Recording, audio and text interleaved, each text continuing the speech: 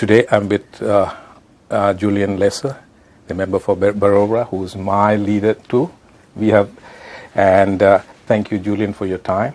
It's wonderful to be here with such a distinguished constituent as Rajesh. Thank you for your time. Thank you for your article in Australian in response to an earlier column by Brian. Do you think the columnist has a poor knowledge of India independence and struggle and Kashmir issue? Look, thank you for the question, Rajesh, and thanks for being here. I was very disturbed by the Brian Tui article because I think it indicates a position on the extreme political left in our country that questions the relationship with India and seeks to put India and China on the same page, and I think that that's just completely wrong. India shares so many of Australia's values, and it's the reason why Australia and India are working more closely together in broader strategic fora, and I just felt that Brian Tui's article couldn't go unanswered. And I particularly wanted to focus on the things that we have in common. And I think the things that we have most in common are those institutional things, the fact that we are both robust democracies. Australia is the 6th oldest continuous democracy in the world. In the same period of time that India has been independent, I think India's had 14 prime ministers. I think we've had 17 rather. We've had a few more in recent years, unfortunately. India has, those 14 prime ministers come from 7 different political parties. Our prime ministers come from 3 different political parties. We both have an independent judiciary. We both have the rule of law. The judiciary from time to time strikes down laws both of our countries don't like. And we both have a vibrant press. I mean, if you read any of the Indian newspapers, you'll see very vociferous criticism of the government, as you will see criticism of our government here. And to, in some respect, compare Australia and India to China, where you've had one party running the show, where there's so-called elections, where there's no freedom of speech, where there's no freedom of the press, and where, as you're seeing in Hong Kong at the moment, dissent is being cracked down on an unprecedented level, I thought was just wrong. And that's why I responded to Brian Tui in the strong fashion that I did. In your column, you have mentioned a strong relationship between Australia and India will be a major foreign policy legacy for ScoMo. Can you please elaborate? Look, I think one of the things that Australia and India are doing at the moment is that we're both on a similar trajectory internationally. We are both, as nations, playing a greater and more robust role in international affairs, and that's because of the state of the world at the moment.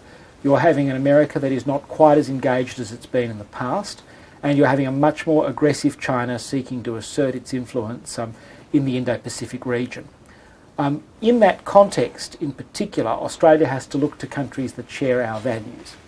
There's been a lot of talk over many years that Australia and India should come together, that we should work more closely together, that we should have greater trade, that we should work more closely in defence and security matters.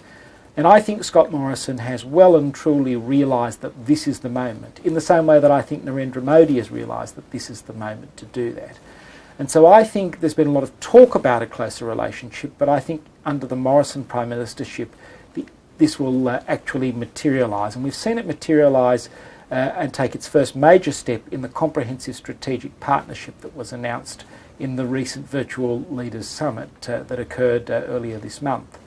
And that's important because it really elevates the relationship that we have with India to the first rank level of relationship. The fact that we've sent Barry O'Farrell there, the first parliamentarian or former parliamentarian, first state premier ever to be our High Commissioner, indicates the seriousness with which we take the relationship. It puts it on the same level as Washington, as London, as Tokyo. The fact that India has sent such a senior diplomat in JULIAN Sharma, the former Secretary West, indicates that India also regards the relationship very seriously. The fact that we are now doing military exercises with India that we're only doing with a handful of other nations really indicates the strengthening of this relationship.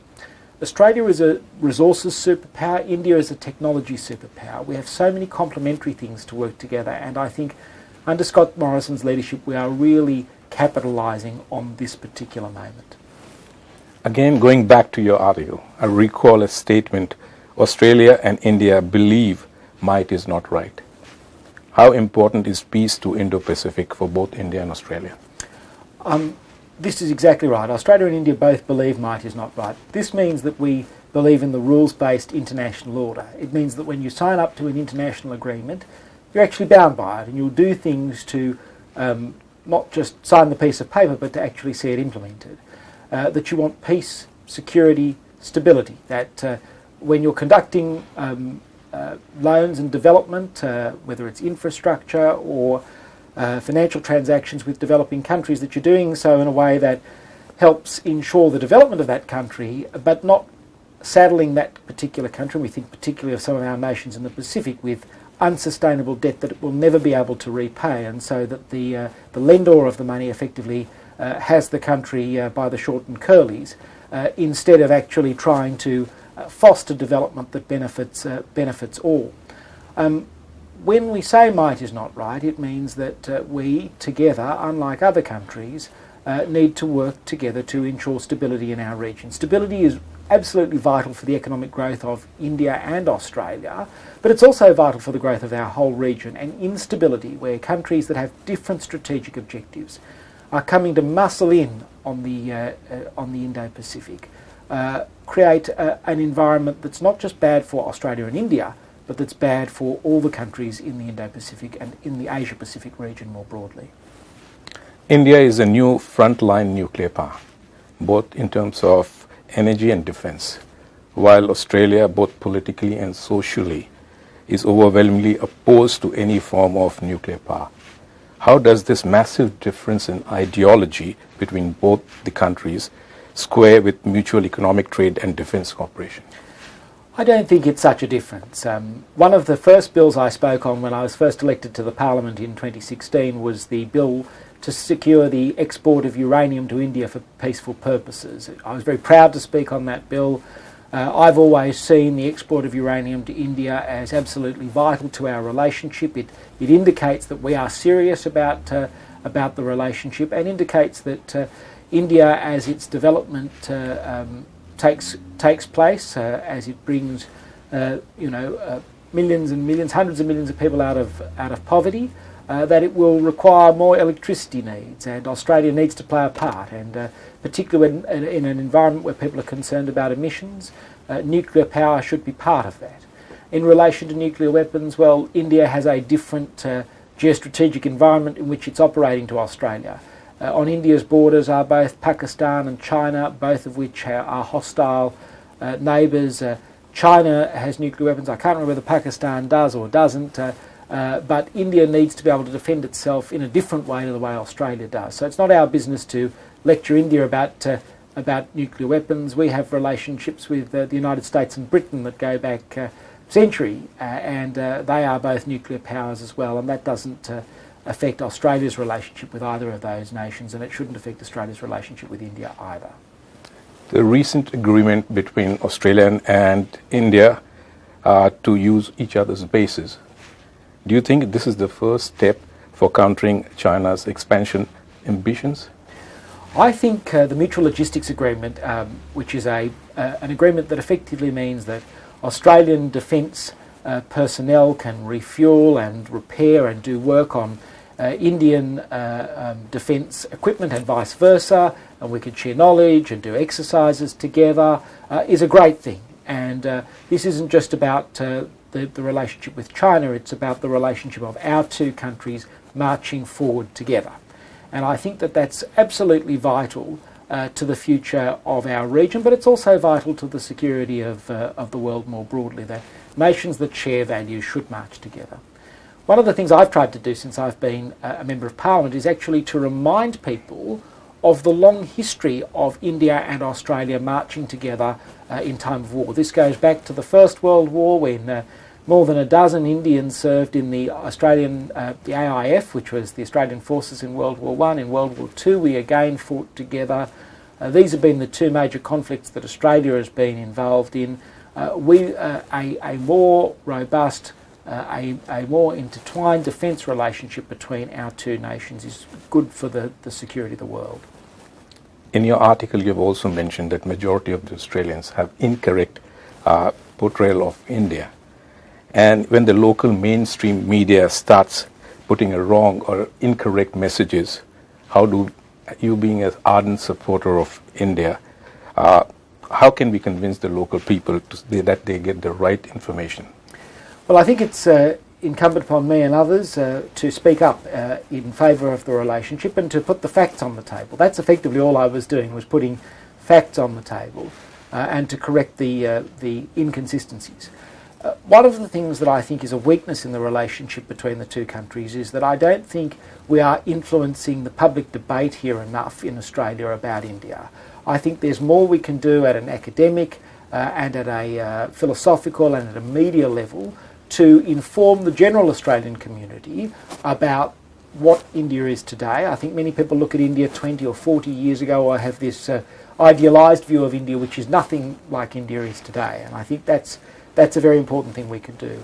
I also think, conversely, in India, there are a number of other countries that have set up very strong think tanks that play a key role in terms of India's thinking about the world. Delhi, it might interest people to know, is the most crowded place on the planet for diplomats. There are more diplomats in Delhi than there are in New York for the United Nations, and there are more defence attaches in Delhi than in any other place.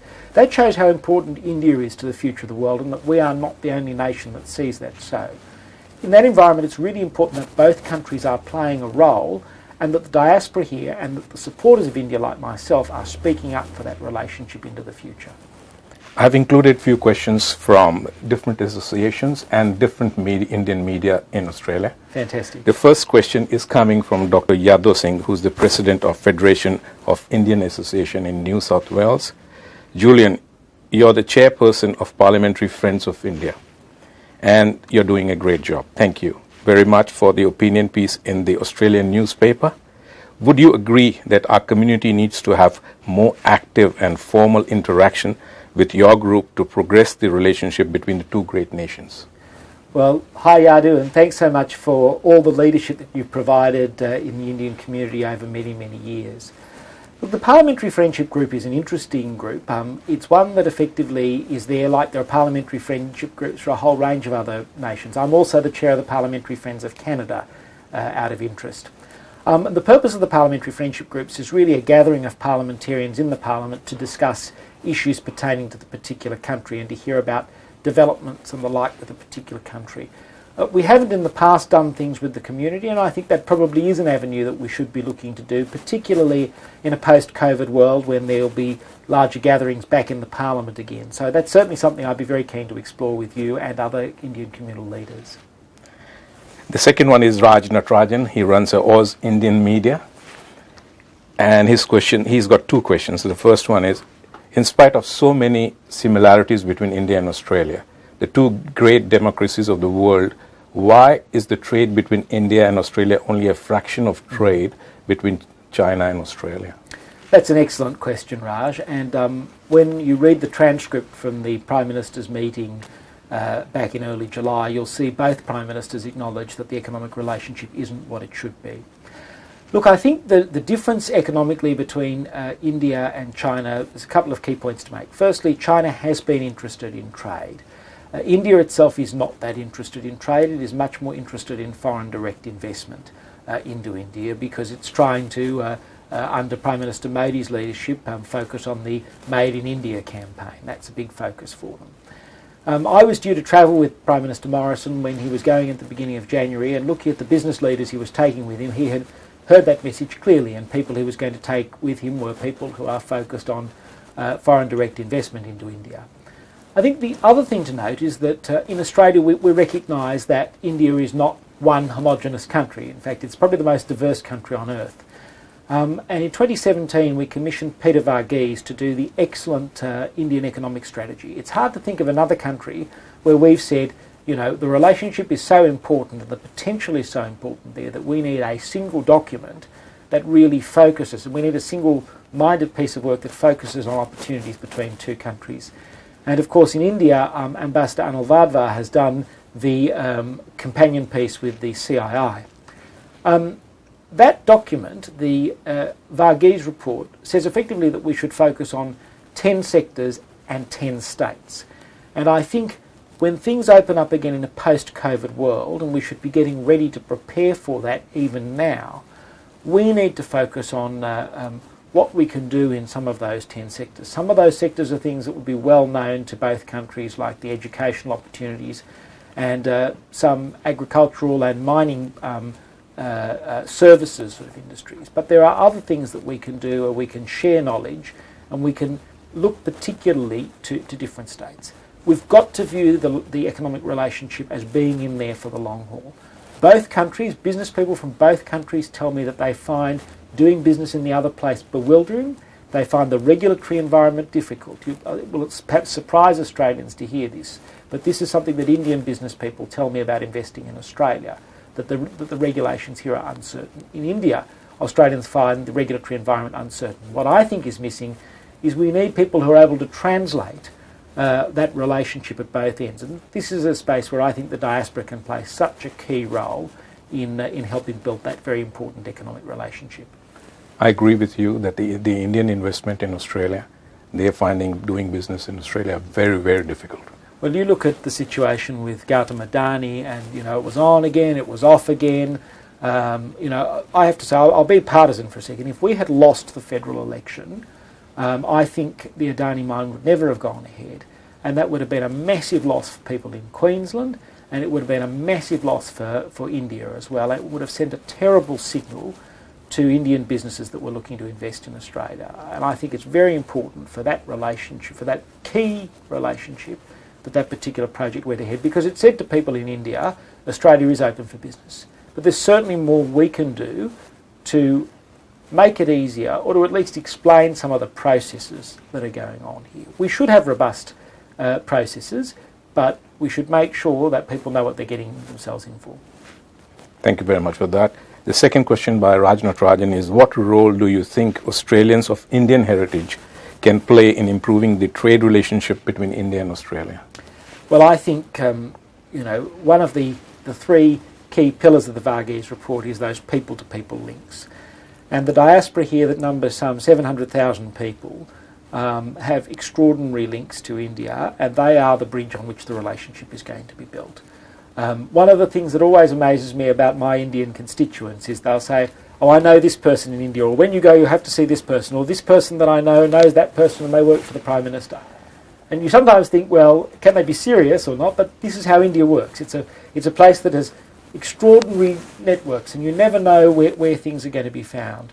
So we must take advantage of the diaspora that are here in explaining both countries to each other. It's a huge natural asset, and I think the influence of the diaspora is one of the reasons why we as a country are looking at India much more seriously, because there's a voice for India here, but we also see the importance of the diaspora in our everyday lives. And I cannot think of a diaspora in Australia that is making an impact and that is fitting in with Australia so easily and so well as the Indian diaspora. I'm so proud of the 6,500 Indian Australians in my constituency, and can I say to anybody who's watching this, if you don't live in Barara, now's your time to move. We'd love more Indians in Barara.